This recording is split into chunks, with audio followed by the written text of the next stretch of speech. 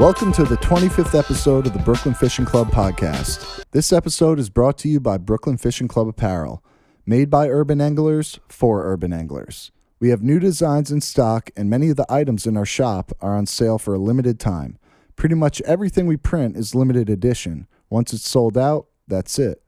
With the holidays around the corner, our gear makes for the perfect gift for the angler in your life. Visit brooklynfishingclub.com/shop to see what we have in stock right now. All clothing sales go towards funding our club. Thank you to everyone who's purchased gear already. Without you, we wouldn't be able to grow as an organization. We have a special guest joining us on this episode. In terms of fishing, he's my idol, so I feel very privileged to have him with us today. Peter Miller, or the James Bond of fishing as I call him, is a 3-time world sailfish champion.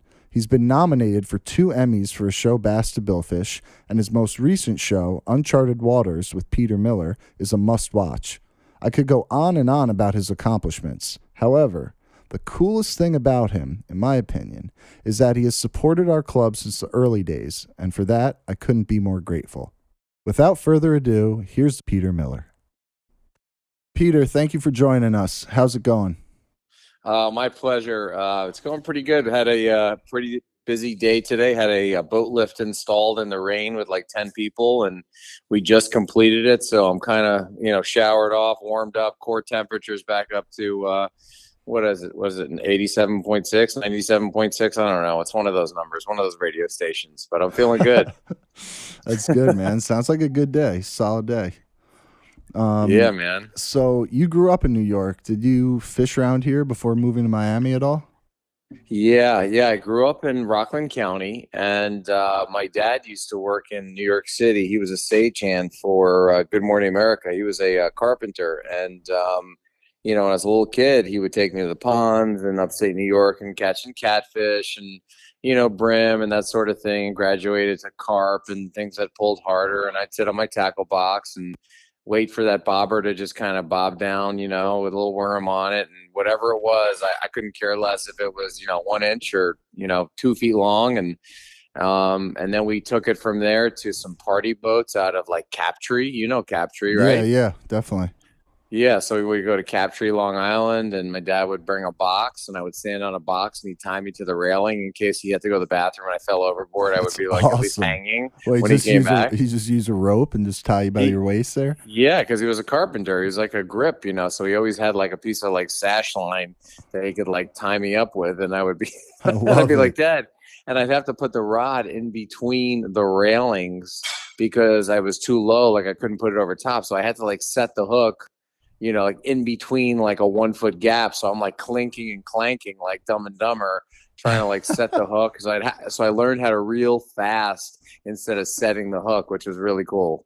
How old were you around that time? I was probably at that time, I have pictures of me. I look like I want to say I started at 3, probably 5, 6, and I'm on a headboat with, a variety of old salts, spicy folks. Yeah. I remember. I'll never forget. I got on a boat one day, and this guy came through drunk at like 5 a.m. and I was like, Dad, why is he so happy? Why is he singing?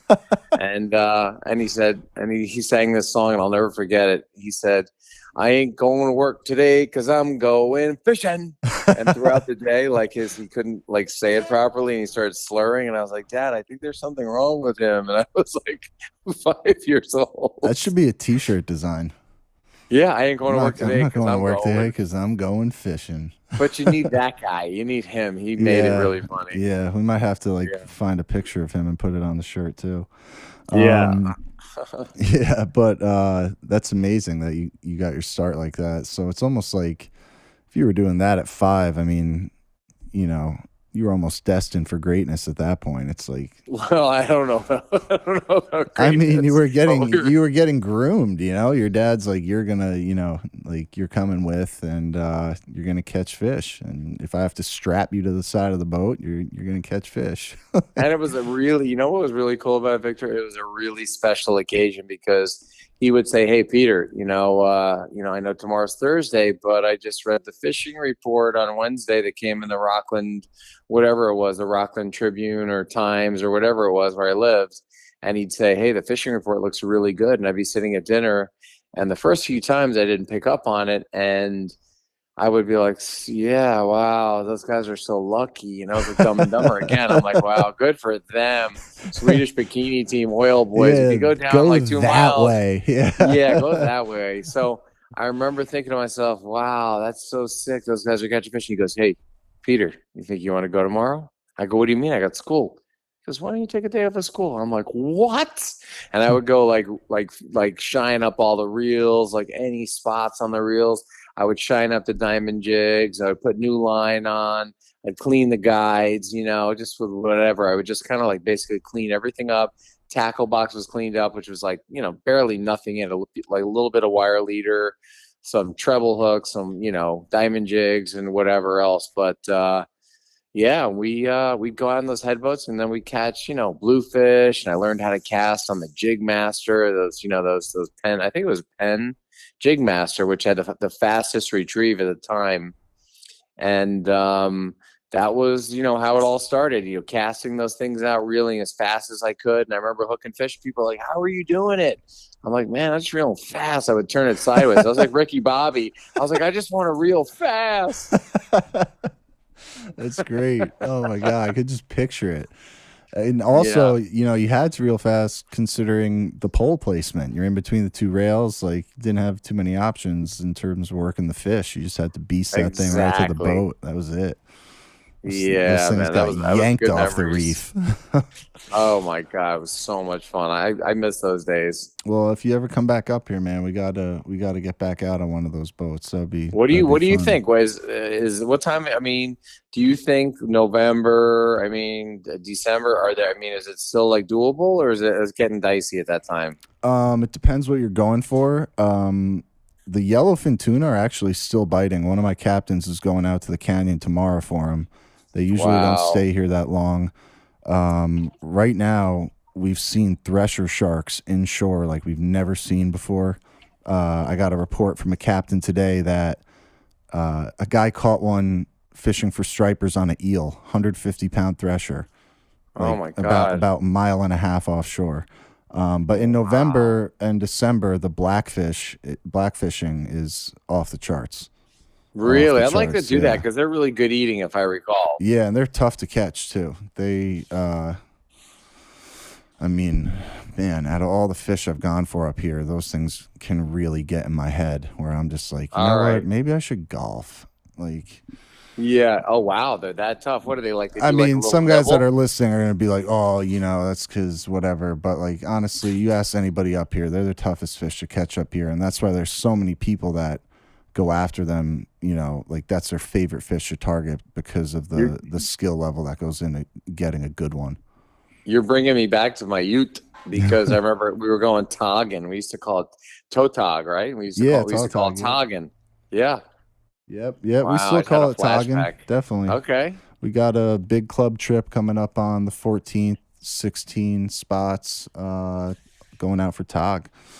That's Um, cool. but yeah, I'm gonna dive a little deeper here, Yeah, going sure. uh, going with the fact that you've shown support for our club since the early days. I think since like the second year we were around, when all I had was like the Brooklyn Fishing Club shirt with the logo on it. Like I sent you some of those, I think. Like, and you've always been, so supportive of the club, and I've been so impressed by your genuine humility. And my question is, how do you think you've been able to remain so down to earth considering all of your accomplishments?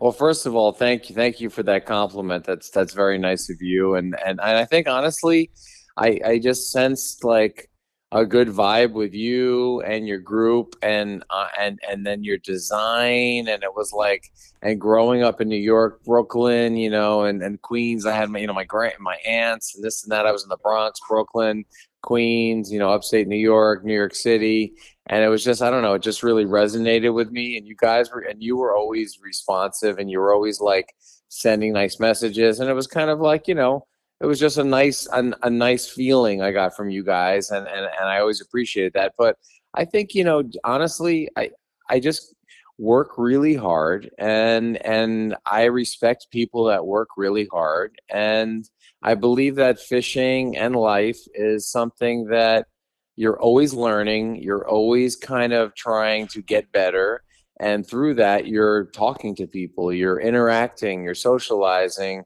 and when you find people that have that a similar type approach, it's easy to kind of be down to earth, and that's really who I am. I mean, I like doing things myself, and I like talking to anybody that wants to talk. My dad was like that. We get on a headboat, and he would talk to everybody on the boat, and I'd be like, Dad, like, you're talking to everybody, like, what's up, like, why do you talk to What everybody? are you running for And mayor, Pops? yeah, I was like, but he was like, he's a blue collar, he made a little bit of money, he was a carpenter, and it wasn't like, we lived very modestly, and that's kind of, I think, that's kind of stuck with me like my whole life. Doesn't matter if I made, $50,000 or $500,000. That's where I kind of got locked in with his personality, with his conversationalism. Everything he did. It's kind of like it really stuck with me. So I have to attribute that to my dad, to be honest. So there it is. I mean, that's pretty much it. Sounds like a great guy. Yeah. Um, when did you realize that you were going to make a career out of fishing? What was like the turning point for you? Well, I was obsessed, I think like a lot of us are in the fishing world, like I had the guys here today, they finished, they worked, they put in a boat lift in like 6 hours in the pouring rain, and we're all staring at each other shivering. And I looked at the guys, I go, "You want to catch fish, don't you?" They're like, "Yeah, we can't leave without catching a fish." I said, "All right, let's put the boat back in the water in the pouring rain, and let's put on some rubber worms and go catch fish." And that's kind of like what I always did. And my friends, luckily, were the same way, but they didn't have the drive to say, one day I'm going to do a TV show. I love TV. I loved editing. I loved like cinema. I love movies, TV, anything having to do with that. So the fact that I could combine fishing with television and that sort of thing was always what I wanted to do. Even in high school, I was like, I'm going to do a fishing show. In college, I'm like 100%, I'm working on a fishing show. We're shooting stuff with guys that are in the cinema school, and they all got seasick because they weren't fishermen, so that made it difficult. But um, when it was all said and done, it was just like I knew that I had to have a fishing show, and I wanted to edit, shoot, be the talent, be the producer, be part editor, and that's kind of how it started. Not knowing if I could make money doing it, Mm-hmm. but I knew I wanted to do it. So in the interim, I went to University of Miami. I came down to Miami, caught sailfish. I caught sharks at 10 years old, hammerheads and sailfish, kite fishing. And I was like, oh, this is a place for me. And then I love golf, of course. So Florida it offered absolutely everything. So I just kind of like started fishing tournaments. And before we knew it, in 1989, I got a boat and caught a blue marlin, and Joe Niever, the owner of Contender, was staying in Bimini, and we were in Bimini, and we pulled up, and he had a 35, and I had a little 25 Dusky, and I had a blue marlin flag up. And he goes, "Yeah, right. You caught a fucking blue marlin? Bullshit." And I go, I go, "First of all, who are you? Secondly, like, why are you being a dick?" And he goes, "I just don't, why would you even have a blue marlin flag on a Dusky, like on a single engine Dusky in Bimini?" I said, "Because we got high hopes, man. We dream big."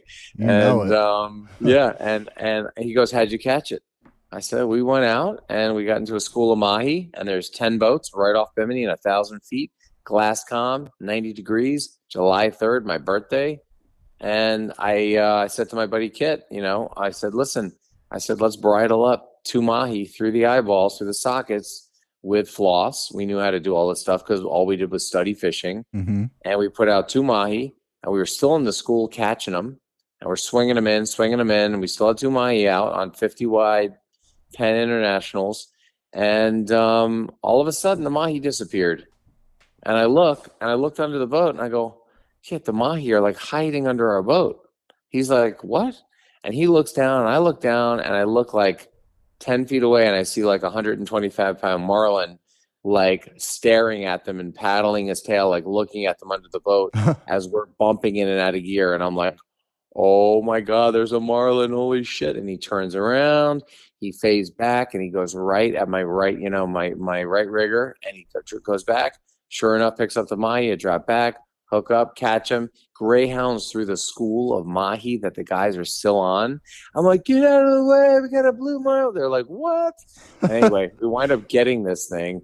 We bring it in the boat. We get pictures with like a cardboard camera, like the little throwaways, Yeah. disposables. I still have the photos. I'm wearing like Tevas and like neon green, like Don Johnson, like Miami Vice shorts, Killing it. and like a trucker hat, and I don't even know. I might even be wearing a crop top. I can't even explain what I was wearing back in those days. And big and giant It was the Costa Del 80s, man. Mars. It was the 80s. Yeah, it was the 80s, man. Let me live. Yeah, Let me be right. me, man.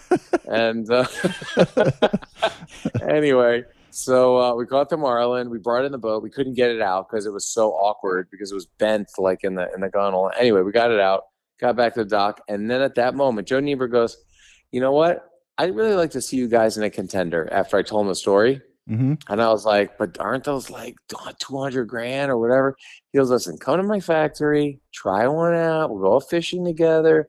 And like within a month, he's like, I'm giving you a 35 contender with a tower, with a generator, with twin 250 Yamahas at my cost for like 80 grand. And my buddy Kit and I were like, let's pool everything we got Yeah. and put this shit together. And we bought a 35 contender and we sold it 4 years later for like 110. That is So we made money such off a that dope deal. hookup. Oh my I know, gosh. and then it started, and then we got another one, and we made money off that boat. Then another one, and then one day we got into tournaments. I know I'm rambling on right now, No, but it's cool. Was this yeah, around the time you started the Get Lit fishing team? exactly. Started the Get Lit fishing team in 1989, 1990, and we started entering tournaments. How many members are And on the team? it was just my buddy Kit and I, Oh, that's and we were awesome. I we was were in thinking the it was like a Dusky. 5-man crew or something. Oh no, Because I'm man, we'd thinking go team, out. But hey, a team could be two. Yeah. It was Especially in fishing. 110 boats at the Miami Billfish tournament. I remember shotgun start, and we're like getting swamped by like giant sportfish waves, east wind coming in a government cut, Oh, which is like God. directly in, outgoing tide, 10 foot like breakers, and we're like hanging on for our lives going out. And at that age, you don't give a shit. You're like, okay, well, we're probably gonna die, but Send whatever. At it. least we're catching sailfish. Yeah. So we sent it, and I'll never forget the moment where 110 boats are on their way out. We're in our dusky. The best teams in the world are going out. And my buddy Kit goes, Pete, I just saw a sailfish. I'm like, yeah, bullshit. Like with these waves, you saw a sailfish. He goes, I just saw a sailfish swim through a wave. He's got the best eyes ever. And he said, get a bait out. And I'm like, it's so rough. I had to crawl on my knees to the back of the boat to get in the well, hook a pilchard on, throw it overboard. And as I threw it overboard, it was like 8 a.m. Bimini start. At 8:07, he's like, get lit, hooked up. They're like, who? Because it's a brand new name. Yeah, Nobody yeah. knows what get lit is. And I'm like, damn, this name's never going to take. It's never going to take. No one knows what it means. And he's like, get lit, hooked up right now, 8:07. And we released the fish at like 8:09 or 8:12, whatever. And we were the first fish out of 120 boats released. And I still have the Kerry Chen plaque that says first fish released and Miami Billfish tournament back in, whatever, 1990 or whatever it was. But that's when we knew. We were like, the two of us can do this. And I would deploy 6 baits. He would drive the boat. We'd get a bite, 2 bites, 3 bites. He'd leave the wheel. We'd go beam 2. We'd have a cluster like beyond belief. And somehow we'd catch a double, a triple, and we raised fish on that boat and we started winning tournaments. And then we got recognized by like the other people going like, what are these guys doing that's so different? Or why are these guys like catching fish? And Oh, you must somehow have it had people became, up in arms. They're like, these guys yeah, on this Dusky, I've got a freaking $2.5 million boat with everything on it, top of the line, and these exactly. guys are out Full here crew. crushing us. Yeah. Two of them. 10 That's guys on a boat. And it's like little me and Kit catching like 5 sails in a day. They're like, yeah, right. I love it. So, I love it. That's yeah. like an epic underdog story, man. So then Yeah. how did you because you've been in like hundreds of billfish tournaments at this point, right? Oh yeah, we S- did 17 a year for like I don't even scores of year. I mean, yeah, like 20 years. That's incredible. So when did you win the? Tell me a little bit about the Sailfish World Championships that you won. Well, so winning. Okay, so we won a tournament, the Bob Lewis Billfish Invitational, and Bob Lewis invented the fishing. Well, he was one of the inventors of the fishing kite. He happened to be my buddy Kit's grandfather's captain, and he lived right near UM. So after school at UM, we would drive a mile up the road on Ponce de Leon Boulevard. We'd pull up at Bob Lewis's house, and his wife would make like lemonade. Like I'm telling you, this is like I don't know if you call it what was that show, like the Andy show, or back in the day where the kid would sit on the dock and have And like Andy Griffith. Andy Griffith. It Yeah. was like that. It was like you pull up to his house and the wife's pouring lemonade and she's making cookies. And Kit and I are like, all right, Bob, we need to know how to catch shellfish. We need to know how to catch sharks. Very important because sharks are a big deal for us for some reason. Yeah. And we want a custom kite. Can you put my name on it? Can you paint a hammerhead? So he made me a custom kite, signed it with his name and my name, and we hit him up for everything. He's like, Peter, you put a blue runner out down by Triumph. Once that hook hole gets big enough in his back, those fish will smell it a mile away, and you're gold, and you're going to catch them. And I was like, okay. And that's kind of how that part started. But Bob Lewis was like an integral part of like our success because he basically like told us where to go, how to fly the kite with a bridle and blah blah blah. But at that point, we were using like wire leader. We were using 80-pound test. So since then, we've graduated to 16-pound test on the conventional and 30-pound fluoro leaders with 50 like light wire circle hooks. Things have progressed a little bit since then. Yeah. So you said he invented the fishing pole, and did I hear you The fishing correctly? kite. Like kite fishing, that style. Yeah. Yeah, yeah. He I mean, there created were that. people. There That's were people amazing. before him. And they say like in Asia, people were flying kites like a long time Yeah, I'm ago. And sure. Yeah, I yeah, believe that. But in terms of Florida and like yeah, he was kind America, of the guy. yeah, Yeah, that's amazing, man. yeah. So you had some really, really good intel from some really solid contacts. Oh yeah. That's awesome, man. Let me ask you this: what sacrifices have you made to achieve such a high level of success? Because, you know, I know this is such a tough industry to make a living in. Like, you have to really sacrifice a lot of time. You know, time away from family, time away from everything. You know, just to earn a Yeah. name and eventually hope to make a living. I mean, what are some of the biggest sacrifices you've made to get where you're at today? Well, I think well, getting into it and prior to being married and having a family, we had a lot of success. My buddy Kit and I, we made a lot. We made a bunch of money. We did really well in the tournaments.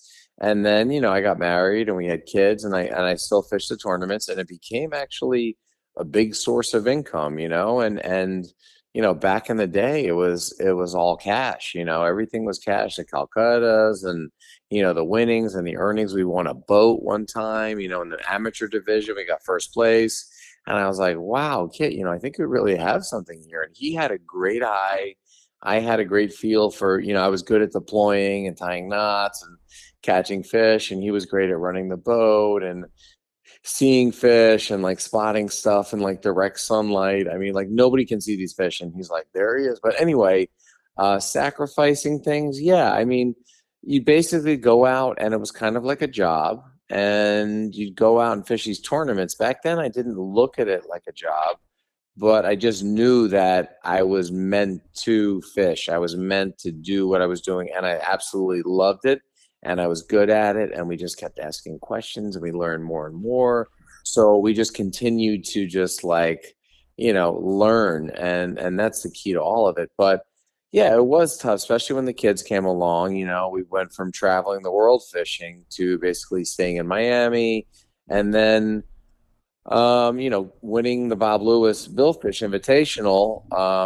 they said, hey, with this win, you guys are automatically free entry into the World Sailfish Championship, the first one in 2003 in Key West. And we were like, well, whatever. I don't even know what that is, but I guess we'll go. And so we went down there, and I remember my buddy Kit and I were down there, and he goes, Pete, the entry fee was free, but the Calcutta is like $5,000.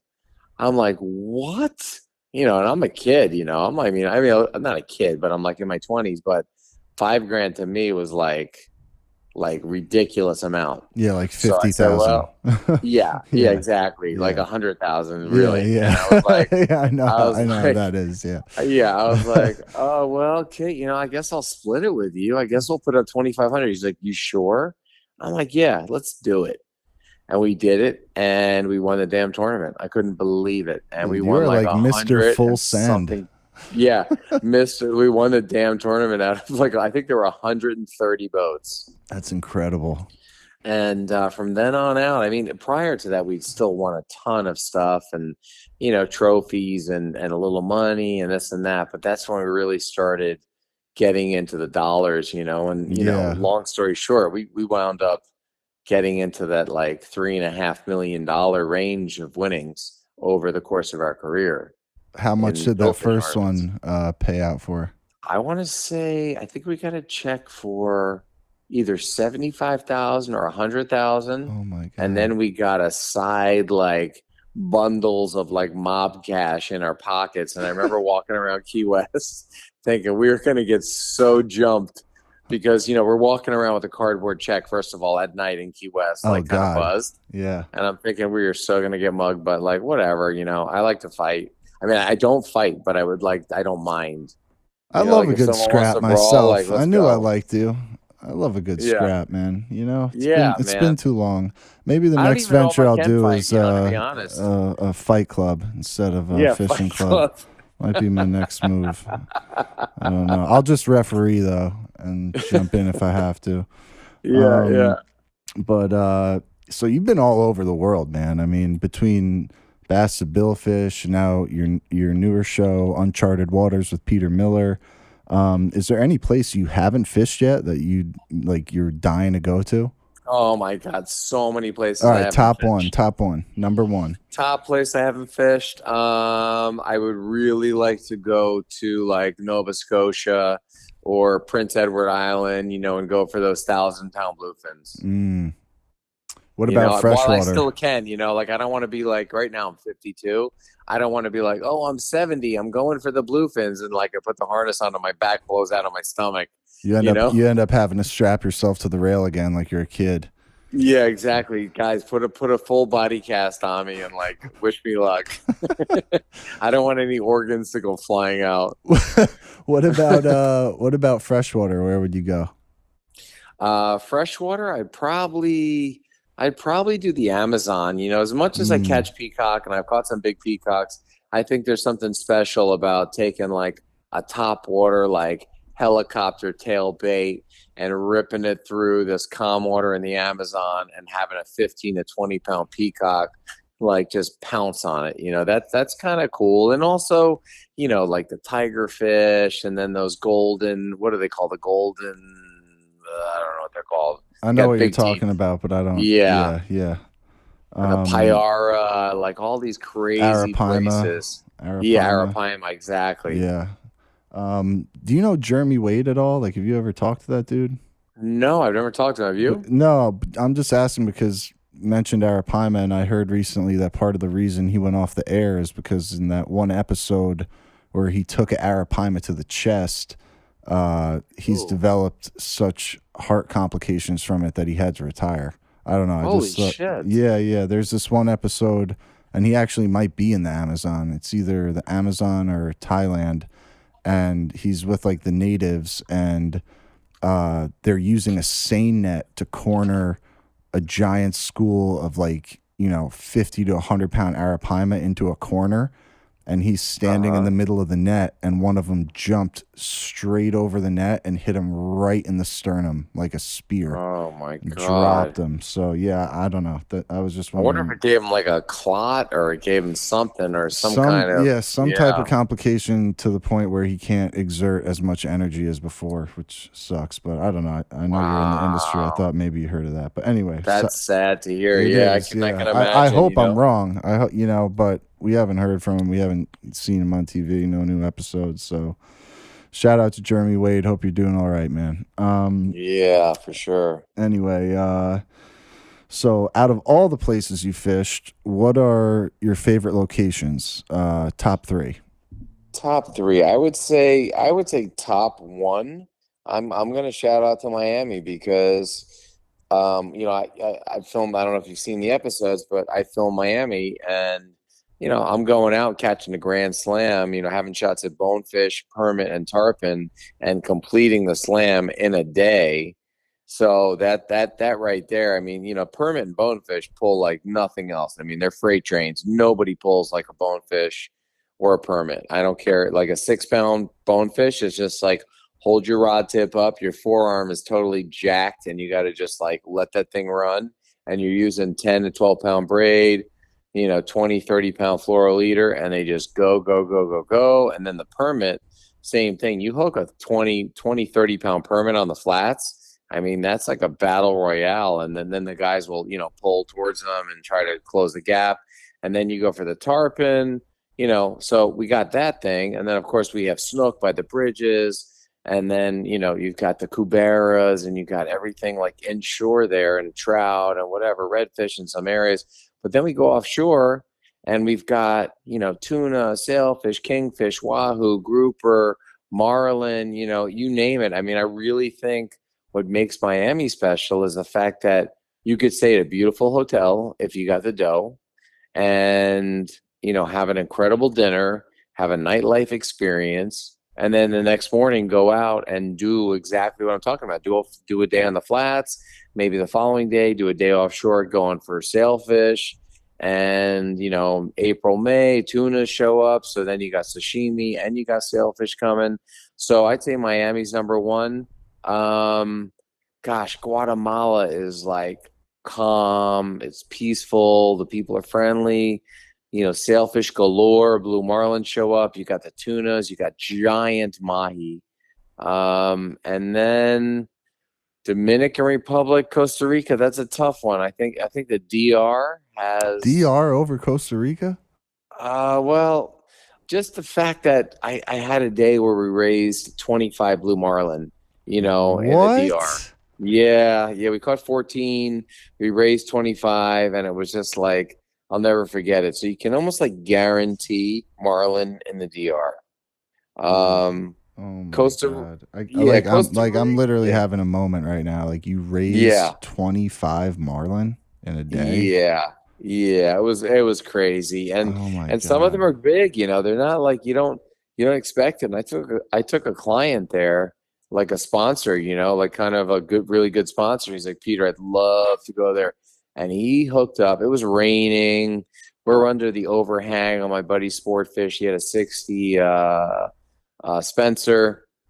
And we've been fishing. He kept the boat there for like 3 months. Luckily, he's got the dough, and I don't have dough for that kind of thing. I'm like more like one and done. And he's like, yeah, keep the boat there, whatever. Come in when you want, and that's a really good friend. So we took out my guy Ron from he was with at the time Tire Kingdom, and it was raining and we're underneath the overhang and I just saw a giant splash and I was like, hey Ron, why don't you take it, as like a joke, like I'm not standing in the rain fighting this fish. And he fought this fish Look for at you all 5. jaded and shit. I'm not standing I in the know, rain I fighting this know, marlin. Look at you. I Oh know. my I was like, god. Ron, you get it, man, you never get a chance to Unbelievable. fish. You're like a CEO. He's a CEO. He You're never like gets to you're like fish. not even like, hey Ron, yeah, like I love you, man. You get this one. You're like, I don't even want it. Yeah, man, it was pouring, and I was like, man, this cloud's gonna. And he never fishes, so this was like a Oh dream yeah, come yeah, true. yeah. So he jumps up, and he fights this thing for 5.5 hours, and if you don't get back to Cap Cana like in daylight hours, you're like scolded and you have to check in, and it's pretty gnarly out there. It got rough and fought the thing for 5.5 hours. This thing comes up and we have it on video, and it's like a 600-pound marlin on like 30-pound test, that was just digging and just nasty. And he got this marlin and, a bunch of a bunch of whites and blues in between, and mahi and wahoo. It was a great trip. So I think Miami, DR, Guatemala, I think those three right now, until I go to Panama and Costa Rica again, those are my three. Awesome. I mean, I'm dying to go to Costa Rica. I've heard nothing but good things, but now you got me thinking about DR. Way cheaper to get there for me. What month Dude, was that? Guatemala. Let me give a shout out to Pacific Fins in Guatemala. You fly in, you're picked up, they bring you to their place. As you show up, cocktails are waiting for you on a tray, like Fantasy Island, like Tattoo, and whatever his name is. You remember whatever. I can't remember what they called them. But the drinks are waiting. You check in your room, and immediately they're making you ceviche with with like avocados and cocktails. Everything's comped. Everything's included. And then dinner is like, they're always catching tuna. And the next days we fish for 3 straight days, and we catch. Sometimes we get 45 shots at sales a day. Unbelievable. And then you get into the tunas, and then a mahi swims by the boat that's like 7 feet long, and you're like, that's got to be a world record. And so it's Guatemala Pacific Fins is definitely a win. I'm going there in December with taking CC Sabathia from the Yankees, and then Tom Colicchio, the top chef, and he's going to do a little cooking. CC loves fishing, and they, the three of us are going to be like celebrity guests. Oh my God. That sounds so dope, bro. Yeah. You would love it. That is going to be fun. Yeah. Have you ever completed a grand slam before noon in Miami? No, I've not before. I was like, when you say grand slam, an inshore grand slam? No, not before noon.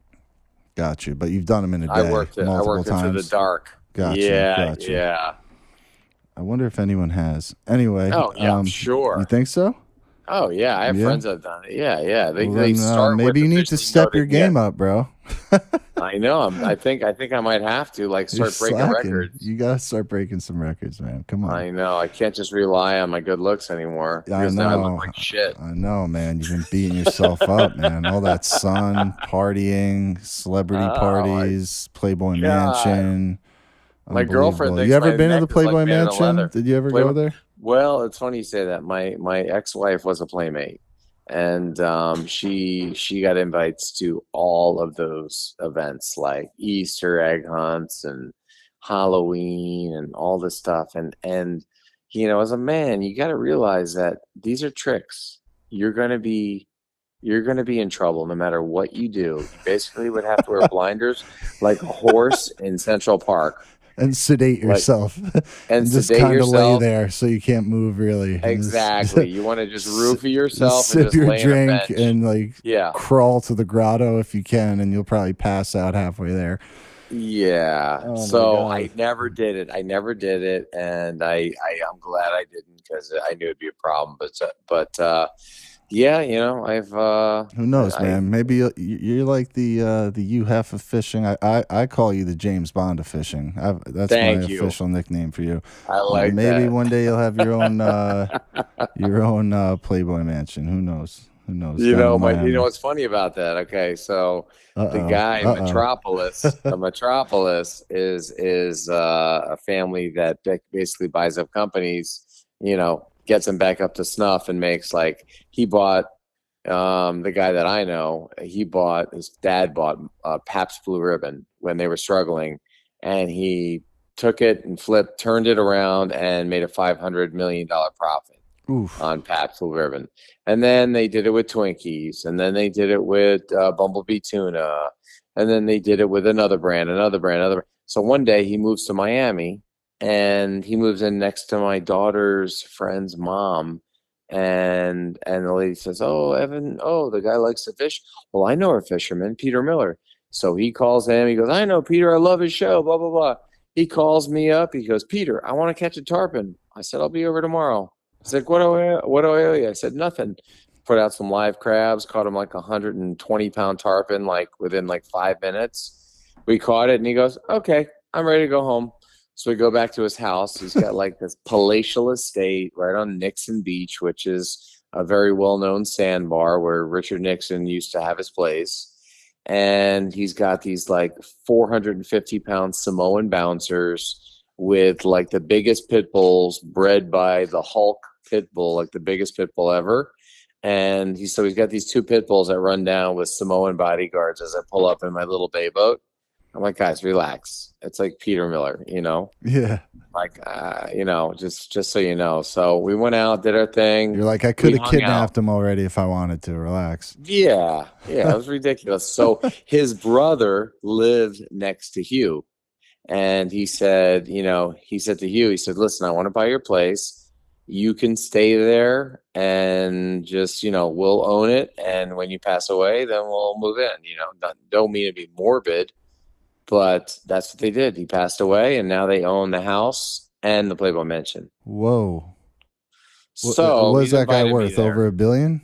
Oh yeah. They're well into the billionaire range. That's wild. Yeah. And so he brought you over there? No, I never went. He invited me there too, but I still had weird feelings about the Playboy Oh, Mansion. no, not the mansion. The house in Florida or whatever. Oh yeah. I was at his house, and he wanted me to move in. He's like, "Dude, I got He's like, "I got a 10,000 square foot house here, and right behind me is a 10,000 square foot house, and you can move in. Oh, Please move in." Instead of like a personal chef, you would have just ended up as his personal guide. Yeah, just like hang out. He thought I was funny, and that's great. He's like, "Let's just start a like live bait fish tank. Giant containers with like with pool pumps in them with pilchards and goggle eyes and crabs. Depending on the season." Invited me to like, Cape Cod to go for tunas and all that stuff. But we kind of drifted apart just through life, and we still keep in touch. But that was an interesting time. If you enjoyed this episode, tune in next week for part 2. If you'd like more info on becoming a member of BFC, visit brooklynfishingclub.com/membership. Like, share, and subscribe to the podcast. And as always, thank you so much for listening.